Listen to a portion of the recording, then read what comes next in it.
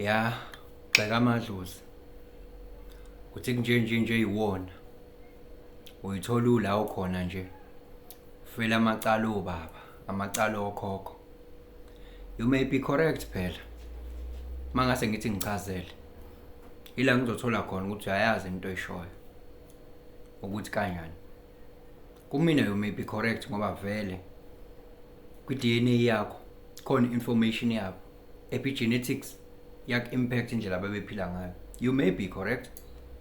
But ungakhohlwa ke ukuthi nawe usazoba ilidlozi. Uyezwa? Usazoba ilidlozi nawe ngokwakho.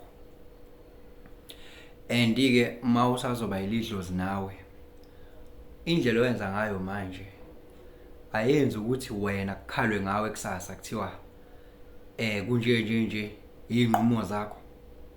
Akunjalo. Ungafani nomuntu ogxeka izolo athi into eyenzeka izolo yenza ukuthi sithole sila namhlanje.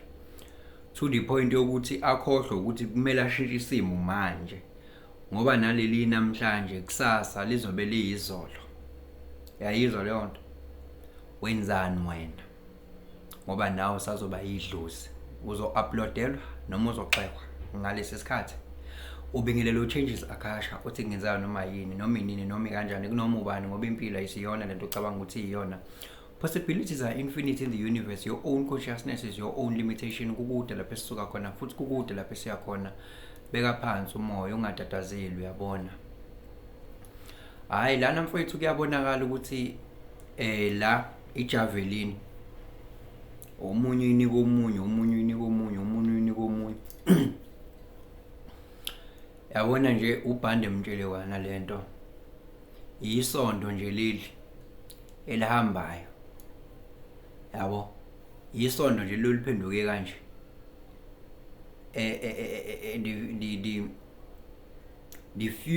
the past become the future. Ayizwa lonto into nje uginqa igonqo kanje angithi izolo sedlulile and izolo phela namhlanje wena ubulibiza ngekusasa.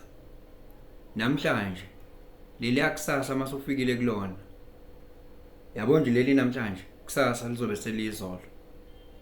And kune impact by law of karma.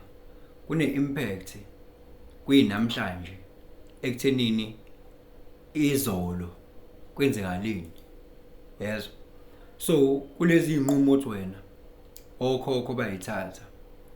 Yabo uthi kunje ibona.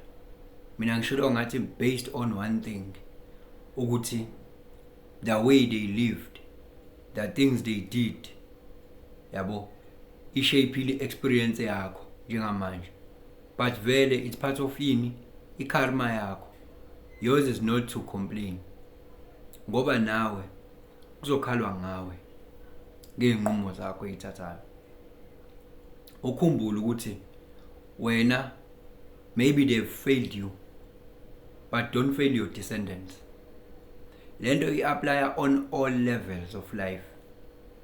Because njengamanje ungakhala ngokuthi omkhulu nokhokho nabazali bethu abanifakanga ekuthenini nizithole nizalwa with a silver spoon. Nakuqala konke kwa ground zero. Nanyuka nakho.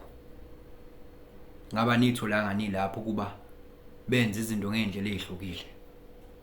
Yeah. Kodwa manje karma yakho vele leyo.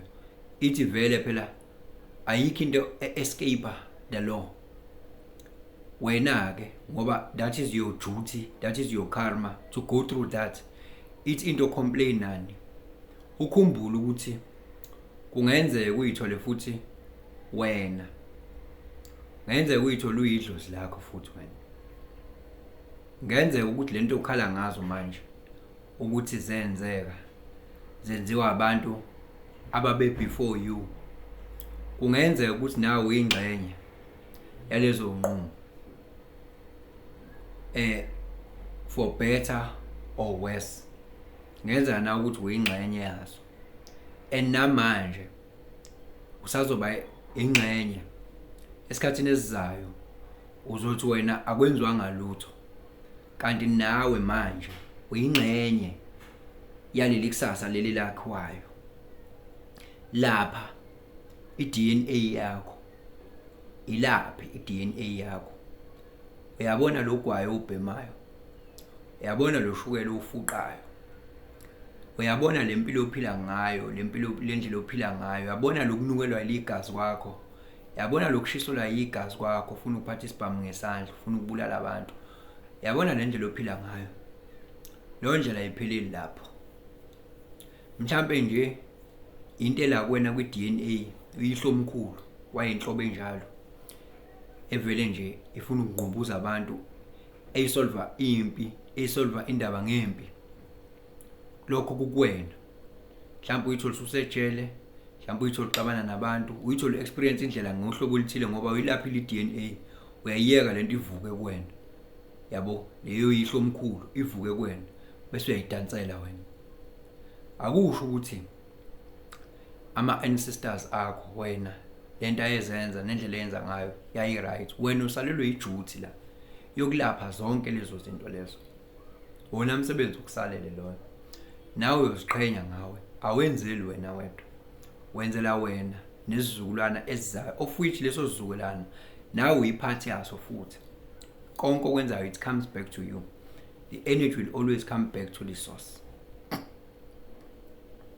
Complain ukhumbule ukuthi usazoba yidlozi nawe, and potentially into complaina ngazo ukuthi zenziwa okhokho bakho.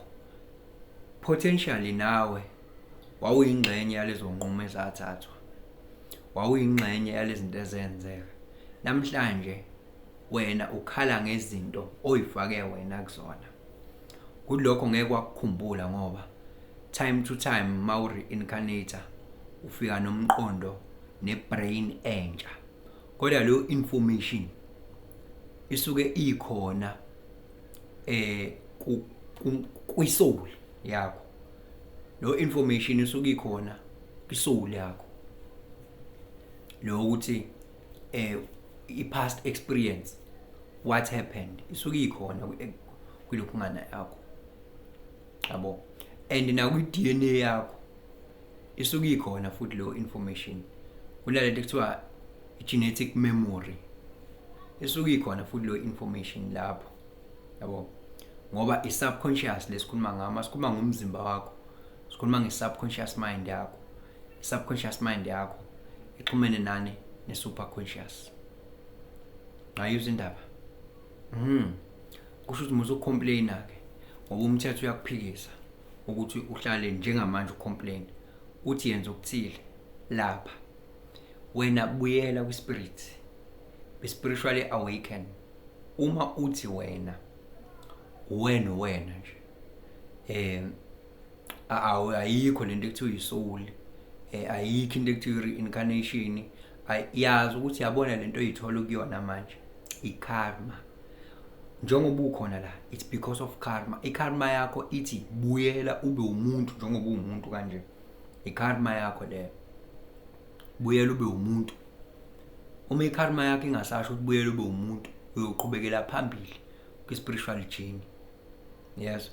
Shoot, as long as wena usacomplaina ungalaphi lokho kumele ukuthi ukulaphe, ubuyele ube spiritually, ube receptive kwi-soul, ungabi too materially. Yabo, then kusho ukuthi still ucreate your karma vele ukuthi uqhubeke ube kwi-sea of suffering. Yabo, lento ekuthiwa isamsara, in the sea of a conditioned existence. Yabo, la the cycle of birth, death and rebirth. Should say as long as ungakafundi iclass uzoloku uliphinda ukuze ugcine ufundile, ugcine ukhumbula, uthatha ama lessons, ukhumbula ama lessons owafundile kwi previous life bese uqhubeka ngawo. Okwenza manje empilweni yakho kune impact kusasa, immediately in this life kune impact futhi na kwi next lifetime. Uzogcina ukhala ngawe futhi next time.